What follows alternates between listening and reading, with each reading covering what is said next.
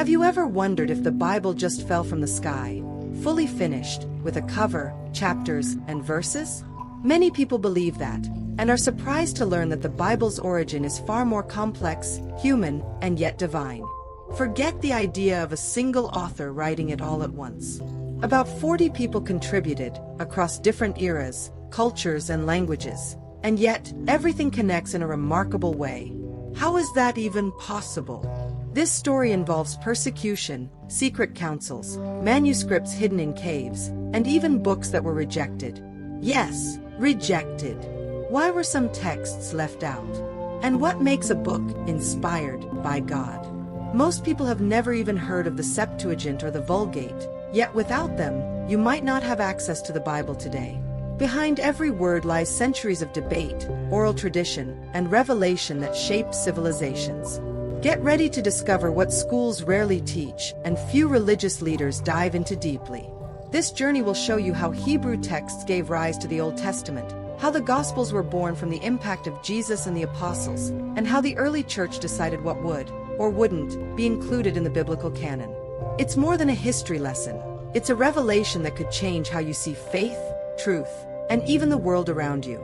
The Bible was not written all at once, nor delivered in a golden-wrapped heavenly package. Not at all. It was born from humanity's experience with the divine, written by around 40 authors over more than 1,500 years, across diverse languages, contexts, and cultures. These authors were kings, prophets, shepherds, doctors, fishermen, ordinary people. What united them? Divine inspiration. Every word carried a revelation, something beyond what the eye could see, something that touched the soul. That's why the Bible isn't a single book, but a collection, a mosaic of wisdom, faith, and history. It contains creation accounts, poems, laws, prophecies, letters, and gospels, all brought together with a higher purpose, to transmit God's will to humanity. What's most fascinating is that, despite the variety of styles, it holds a remarkable unity. That in itself is powerful evidence of divine inspiration behind this literary and spiritual masterpiece. If you hold a Bible in your hands today, know that you're holding centuries of history. The Bible's origin includes persecution, challenging translations, theological debates, and tough choices by the early church about what counted as God's word. And yet, it reached us. It didn't fall from heaven ready-made. It was shaped with sweat, faith, and courage. And it's in that human-divine process that we begin to uncover the mysteries of the Old Testament. The Old Testament. Long before paper pages, what we now know as the Old Testament was passed down orally, like stories grandparents tell around the table. It was this oral tradition that kept the Bible's origin alive among the Hebrew people. Patriarchs would share God's deeds with their children and grandchildren, generation after generation. Among those who stood out in this process was Moses, the man who, according to faith, received the commandments directly from God and played a key role in the revelation of the first laws. Eventually, oral tradition turned into writing, especially in carefully preserved Hebrew texts. The Jews recorded songs, genealogies, codes of conduct, and of course, historical and prophetic accounts. This collection became known as the Tanakh, which is essentially the Jewish canon. It includes three main sections: the Torah, Law, Nevi'im, prophets, and Ketuvim, writings. Each part has its role and depth, like gears sustaining the understanding of Jewish faith, and by extension, early Christianity. It's amazing to realize how these texts shaped civilizations. When someone reads the Old Testament today, they're not just reading about kings and prophets. They're entering a culture where the spoken word had the power of life and death. If you want to explore this, try reading the Psalms or the Book of Isaiah, both filled with deep emotion, practical wisdom, and a strong connection to God. And most surprisingly, these words echo into the New Testament, where something revolutionary begins to unfold. The New Testament. When Jesus entered the scene, he didn't come carrying a book. He brought a life that transformed everything in its path. The Gospels, as we know them today, are records of those encounters. Looks, words, miracles, and parables that changed the course of history. These texts weren't written in the heat of the moment, but were based on memories and experiences of the apostles, disciples, and early followers. That's where the bold movement of early Christianity comes in. people who believed a carpenter from Galilee was the very Son of God. The apostles, especially Peter, John, and Paul, were key players in this process. Paul, in particular, wrote letters still read in churches around the world today. His letters dealt with faith, hope, conduct, unity, spiritual gifts, all lived out in the chaos of a hostile Roman Empire. The New Testament, then, is more than a record, it's a testimony. Every page breathes with the urgency of someone who saw the light in darkness and needed to share it with the world. It's wild to think how quickly all this spread. Without social media or modern printing, the Gospels and letters traveled from city to city, read aloud, copied, and memorized by communities that often lacked religious freedom. You can do the same today. Read a Gospel like Mark out loud with your family and reflect on each chapter. It's a simple and powerful way to reconnect with the roots of Christian revelation, a revelation that soon had to be organized, selected, and canonized. The formation of the biblical canon. What got in, and what didn't.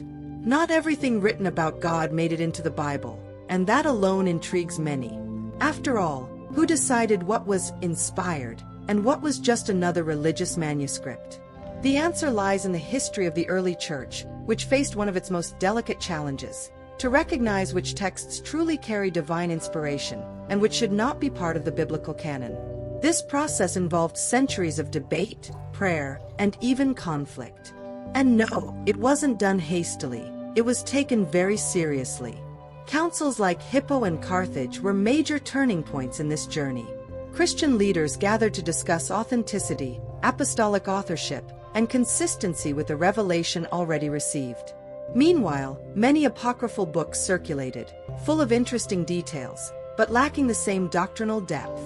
The church knew it had to separate the wheat from the chaff, and did so using rigorous criteria. The goal: to preserve the truth that stretched from Moses to the apostles. It's as if the Bible were a treasure chest, and each book a carefully chosen jewel.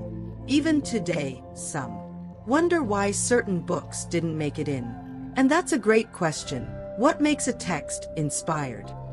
Is it coherence, authority, spiritual impact? Maybe all of the above. If you want to dig deeper, read about the apocryphal books and compare them to the inspired ones we have today. As the centuries went by, these texts began to be translated and spread across the entire world. The Bible in the world today. It's astonishing to think that this collection of texts, originally written in Hebrew, Aramaic, and ancient Greek, has now reached over 3,000 languages. The Bible, which once existed only on fragile scrolls and manuscripts, can now be read on a smartphone, in a free app, or listened to while driving. Bible translations were key to this. The Septuagint, for instance, was a Greek version of the Old Testament, created by Jews for other Jews who no longer spoke Hebrew. Later came the Vulgate, translated by Jerome into Latin, the language of the Roman people. Each translation carries the challenge of staying faithful to the original while making sense to modern readers. That's why we now have several versions of the Bible: Almeida, NIV, NASB, King James. Some more literal, others more dynamic. What matters is that the Bible's global impact surpasses any language barrier. It influences laws, art, music, culture, and above all, it transforms lives. It's a book. Read in cathedrals and prisons, in temples and humble homes, in silence or out loud. If you don't yet have the habit of reading the Bible, start with a Gospel, John, for example, or Proverbs. If you want practical wisdom for daily life, you'll see that even though it's ancient, it speaks with stunning relevance. The Bible's origin may lie in the past, but its power is here and now. And once you understand that, you're one step closer to seeing why it's the most read and most persecuted book in history. Now that you know the full journey, from Hebrew oral tradition to modern translations in your hands, the big question is, what will you do with this knowledge? Will you let this wisdom pass you by, or will you dive into the inspired books with fresh eyes?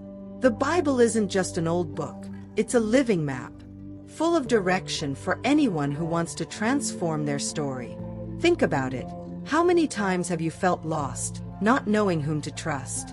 And what if I told you that many who now live with purpose and clarity found it in the ancient words of the Old Testament, in Paul's letters, or even in a hidden verse tucked inside a gospel? It's no exaggeration, it's real. And it's right there, within your reach. Now that you know how the Bible came to be, maybe it's time to rediscover how it can impact your life. If this message made sense to you, if it stirred something inside you, sparked a curiosity that won't let you go, then subscribe to the Faith Between the Lines channel, hit the notification bell, and join us on this journey of discovery. Because this is just the beginning, and the best is yet to come.